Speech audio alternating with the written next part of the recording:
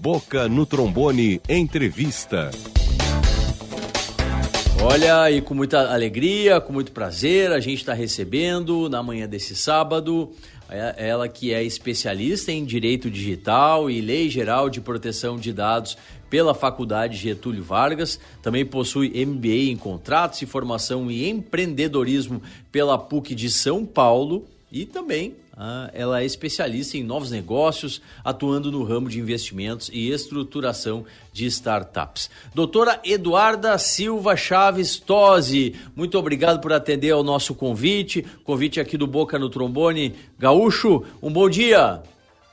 Bom dia, Solano. Um prazer enorme estar aqui com você hoje, compartilhando um pouquinho do meu conhecimento com os ouvintes aí que nos escutam nessa manhã de sábado. Justamente, doutora, o Boca no Trombone é um espaço de várias consultorias. A gente tem consultorias da área previdenciária, trabalhista, do direito do consumidor, direito de família, direito tributário, direito administrativo, criminal, de trânsito. E hoje a gente tem a grata satisfação de trazer a senhora, que é especialista no direito digital e na LGPD, a Lei Geral de Proteção de Dados. Antes da gente abordar a temática, uma área do direito nova que a senhora acabou se especializando, não é, doutora Eduarda? Mas que sim, que ela é efervescente, né? Muitas demandas, muitos temas, é algo que é uma verdadeira tendência na área jurídica, não é? Pois é, eu me especializei em Direito Digital no ano de 2017, eu finalizei a especialização, né? Mas depois, com a pandemia, eu entendo que a gente antecipou muitos anos aí. E o que era para ser hábitos para daqui 5, 6 anos, hoje são os hábitos das pessoas, adquirir produtos online. Inclusive, no comecinho de junho, teve a primeira autenticação de cartório de forma digital. Então, eu entendo que o mundo inteiro está caminhando para que as coisas digitais se tornem mais corriqueiras. E é com grande satisfação que eu posso dizer que eu sou uma especialista nessa área e que posso introduzir um pouquinho do meu conhecimento sobre o assunto. Que bom, que bom. E justamente, doutora, porque o tema hoje ele é palpitante. Que a gente fez contato com a doutora Eduarda e o motivo da nossa entrevista como mote principal é que a Justiça está apontando o abuso da LGPD por seguradoras de transportes. Eles estão vendo dados e informações sigilosas, tanto do SPC quanto do Serasa dos caminhoneiros. E aí, quem tem o dito, né, nome sujo, eles não contratam para a prestação do serviço. Explique um pouco mais desse contexto e dos reflexos de tudo que está acontecendo aí para os caminhoneiros, doutora Eduarda. Tá, então, Solano, na verdade, as pessoas precisam primeiramente entender para que serve a Lei Geral de Proteção de Dados, né? Ela é uma legislação do governo Michel Temer, né, de 2018, e ela tem o objetivo de proteger os dados da pessoa natural.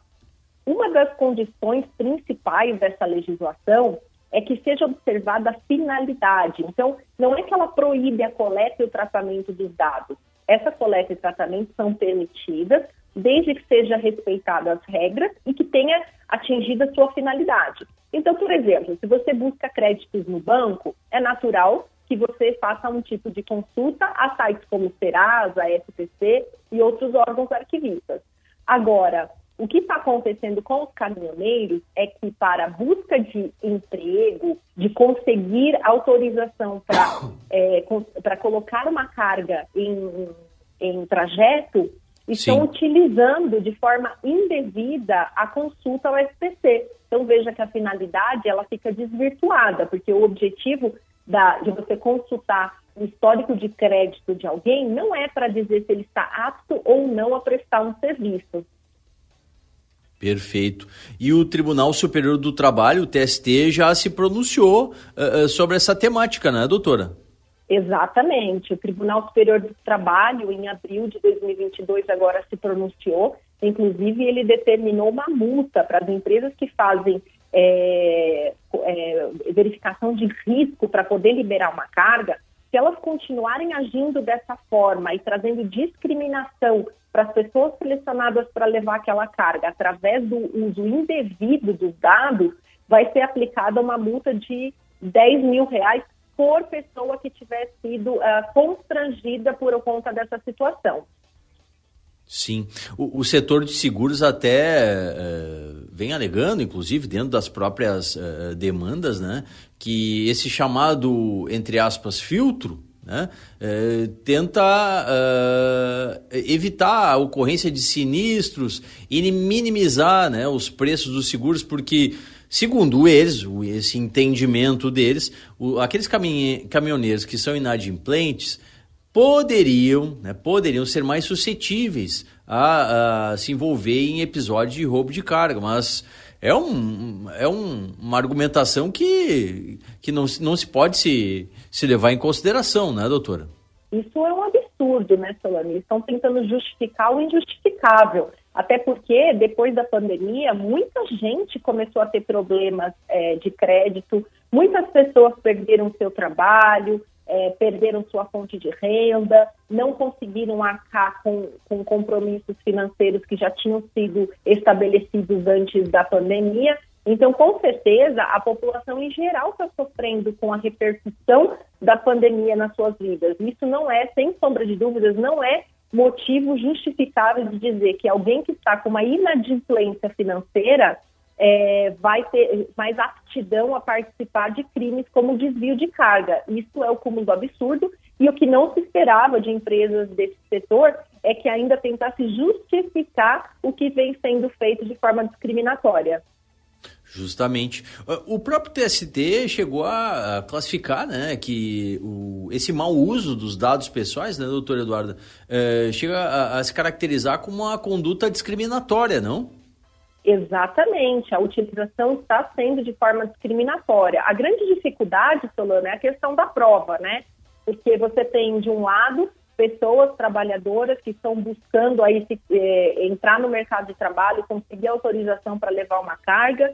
Em contrapartida, você tem empresas de grande porte que estão se utilizando de forma indevida desses dados. Então, o que a gente aconselha é que o maior número de pessoas que tiverem sentido que foi negado a ele o direito de carregar essa carga, que procure o sindicato ou a própria Autoridade Nacional de Proteção de Dados e faça uma denúncia para que a autoridade possa agir com a fiscalização e aí verificar se realmente está sendo feita essa discriminação com uso indevido. Perfeito. E doutora Eduarda, nossa especialista no direito digital, especialista na Lei Geral de Proteção de Dados, doutora Eduarda Silva Chaves Tosi, que é a nossa entrevistada de hoje aqui no Boca no Trombone. O TST chegou a publicar até no próprio site, né, que o momento dessa infração à lei não ocorre quando da coleta das informações, né? Mas é num outro momento que isso acaba acontecendo, né, doutora? Exatamente. A Lei Geral de Proteção de Dados, ela traz 10 possibilidades legais para você utilizar os dados. Então, engana-se quem acredita que apenas o consentimento é a forma legal de se trabalhar os dados. Você pode efetivamente entrar num site, preencher um formulário e concordar que os seus dados sejam tratados e concordar que eles sejam compartilhados. Mas, por exemplo, a questão de crédito é uma das vertentes de autorização. Então, se eu for comprar um equipamento eletrônico numa loja, por exemplo, e essa loja quiser consultar qual é o meu histórico de crédito, ela tem essa possibilidade independente da minha autorização. Assim como ela pode consultar, por exemplo, se eu estiver sob risco de vida, estou em algum escombro, em algum acidente, e ela quiser localizar o meu corpo, ela pode pedir autorização para a Anatel de informar a geolocalização do meu aparelho de telefone, porque aí traz mais chances de me encontrar com vida. Então, Solano, existem 10 possibilidades legais. A autorização do titular é apenas uma delas, e é o que a maior parte das pessoas desconhecem. As pessoas imaginam que a Lei Geral de Proteção de Dados ela tenha sido criada para dizer que a partir de agora eu sou dono dos meus dados e eu vou definir o que se faz com eles. Isso Sim. É em partes, tá? Porque eu vou definir o que se faz com os meus dados, mas existem possibilidades dentro da legislação em que os meus dados podem ser acessados sem a minha autorização. Mas isso deve ser dentro de um contexto. O que não pode é eu ser analisada de forma creditícia, né, para ver se eu tenho crédito financeiro na praça e usar essa informação para um outro objetivo. Claro, claro. Aí, nesse caso, estaria havendo uma desvirtuação do objetivo da lei, né, doutora? Exatamente. É por isso que o TST, na decisão, ele foi perfeito. Ele disse que está sendo usado de forma discriminatória, porque você está dizendo tal cidadão não tem condições de atuar neste trabalho porque tem uma dívida financeira. Isso é discriminar e a discriminação não é possível. Isso está previsto na Constituição Federal. Sim, sim. E a senhora apontou com muita propriedade que, quem sabe, o caminhoneiro que sofre isso, ou mesmo algum cidadão que tem conhecimento dessa prática, tem que denunciar, né? Porque esse próprio processo que chegou lá até Brasília, até o Tribunal Superior do Trabalho, ele partiu a partir, né, de denúncias, né? Surgiu a partir de denúncias de sindicatos de caminhoneiros em razão dessa discriminação, esse mau uso dos dados, né? Exatamente. A questão mais difícil aí é a prova, né? Porque como que você vai provar que você não foi escolhido para aquele cargo, para carregar aquela carga em função de um problema financeiro? Então, o ideal é que o maior número de pessoas que sintam que isso está acontecendo com elas, procure o sindicato ou quem os representa, porque várias pessoas sofrendo o mesmo tipo de punição de uma determinada empresa traz força para que a Autoridade Nacional de Proteção de Dados passe a investigar essa empresa e ver realmente o que está acontecendo, porque um cidadão sozinho dificilmente vai conseguir fazer essa prova. Então é importantíssimo que o maior número de pessoas que sinta que não foi escolhido para carregar aquela carga, e não só nesse departamento, tá? Nós estamos falando do profissional caminhoneiro, mas isso vem acontecendo em diversas profissões. Se você sentiu que você não foi escolhido para um cargo em razão de inadimplência financeira, procure quem te representa, procure o sindicato ou mesmo vá diretamente à Autoridade Nacional de Proteção de Dados através do site gov.br e faça a sua reclamação, porque só assim vai ter conhecimento para dizer qual empresa deve ser investigada. Sim, e a senhora também muito oportunamente chama, né, a audiência a atenção que, claro, a gente está com o personagem aqui, os caminhoneiros, porque houve essa demanda, esse caso concreto, mas isso é para qualquer profissão, né, doutora Eduarda? Não pode acontecer, isso não pode ser uma métrica, né? Os empregadores, eles não podem tomar como base essa situação, né, de que o fulano tem algum problema no Serasa, o ciclano tem algum problema no SPC, então, em razão disso, ele não vai ser contratado, ele não vai trabalhar na minha empresa. Isso não pode se alastrar aí no mercado de trabalho do nosso país. Exatamente. É como a gente dizer, olha, eu não vou contratar alguém para ser cozinheira do meu restaurante, porque essa pessoa está com o nome negativado, em razão disso tem maior possibilidade dela furtar o meu estoque de comida. Isso é totalmente inadmissível. Esse é um tipo de comentário que não se esperava, e é por isso que foi enfatizado pelo Tribunal Superior do Trabalho que não podemos permitir que a liberação dos dados, por exemplo, na consulta do SPC Serasa, torne-se coerente com uma discriminação para a escolha de alguém para o ambiente de trabalho. Sim, sim.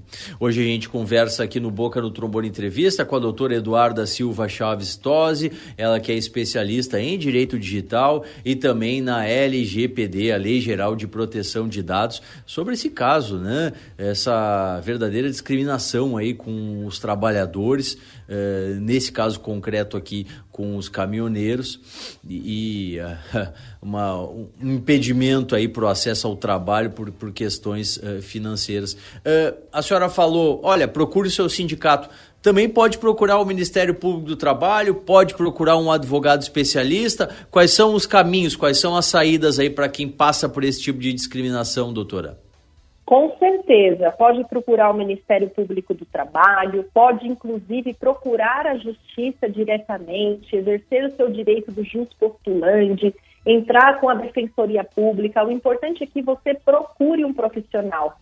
Sentiu, percebeu que está sendo discriminado por conta de dados expostos dentro ou fora de conceito, deve-se procurar, sim, alguém que possa representá-lo perante a justiça. Isso é extremamente importante, Solano. Doutora, agora fazendo uma pergunta sobre especificamente a Lei Geral de Proteção de Dados. A pandemia em si, ela acelerou, né, o fato de todo esse arcabouço legal estar mais ativo, dessas questões que circundam, né, a proteção de dados foram de alguma maneira aceleradas com a questão da pandemia, porque a gente sabe, né, que tudo isso que estamos passando ainda, né? Ainda estamos em pandemia, mas tivemos muitas modificações, né? As próprias regras trabalhistas tiveram alteração e muitas delas passaram aí a conviver juntamente com a LGPD. No seu entendimento, na sua visão como especialista que houve então uma maximização desse uso das regras que estão dispostas ali na Lei Geral de Proteção de Dados, doutora? Com certeza, não só nas regras da LGPD, porque ela já está em vigor, né, há bastante tempo, mas o mundo todo, né, os brasileiros, os estrangeiros passaram a ter hábitos que não tinham antes e que era previsto para acontecer com muito mais tempo à frente. Então, veja, nós estamos hoje aqui numa entrevista, você falando de um estado, eu falando de outro. Isso tornou-se possível porque nós acabamos acostumando a essa nova realidade. Então, com base nessa nova realidade, as pessoas também têm que entender que a nova moeda da economia são os dados. Há inúmeras coisas que se faz com dados pessoais. É importante para as empresas de marketing, por exemplo, terem conhecimento do que as pessoas procuram. Por quê? Porque hoje você faz uma ligação ou baixa um aplicativo e você recebe o que você quer na sua casa.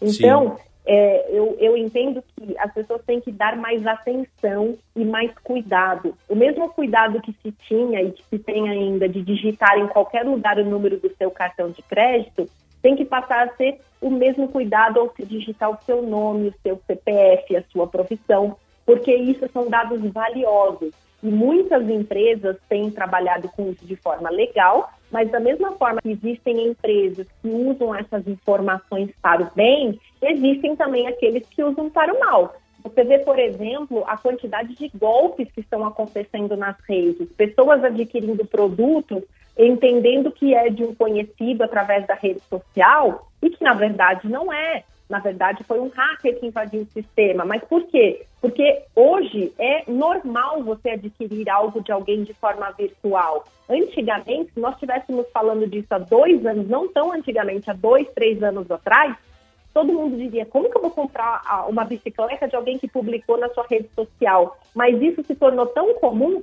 que os golpes vêm juntamente com essa nossa participação mais ativa dentro das redes e dentro do mundo digital. Sem dúvida. Cada vez mais, né, a cautela é necessária, justamente como a senhora apontou. Antes era o número de um cartão, agora já é o nosso próprio nome, né? Isso pode sim causar muitos prejuízos se a gente não se acautelar, se a gente não tiver atenção. Mas nesse tempo de vigência da Lei Geral de Proteção de Dados, todo mundo se ambientando, né? Cada vez mais os especialistas na matéria tendo que apagar incêndios, como é esse caso que a gente tratou hoje aqui, doutora Eduarda. A médio, né, e longo prazo é uma legislação que certamente vai ajudar e vai ajudar muito o nosso dia a dia, né?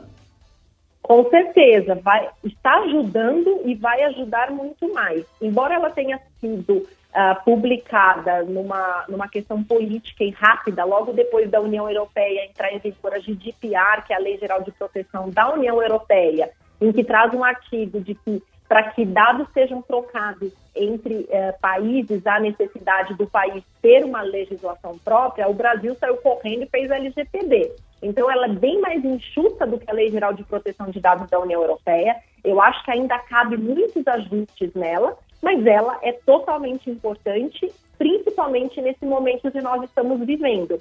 E o mais importante de tudo é as pessoas, os cidadãos terem conhecimento de que ela não proíbe o tratamento, ela só regula como vai ser esse tratamento de dados. Perfeito. Olha, excelente, com muita riqueza de informações e detalhes aí para a nossa audiência. A doutora Eduarda Silva Chaves Tosi, especialista em Direito Digital e Lei Geral de Proteção de Dados pela Faculdade Getúlio Vargas. Muito obrigado pela sua participação.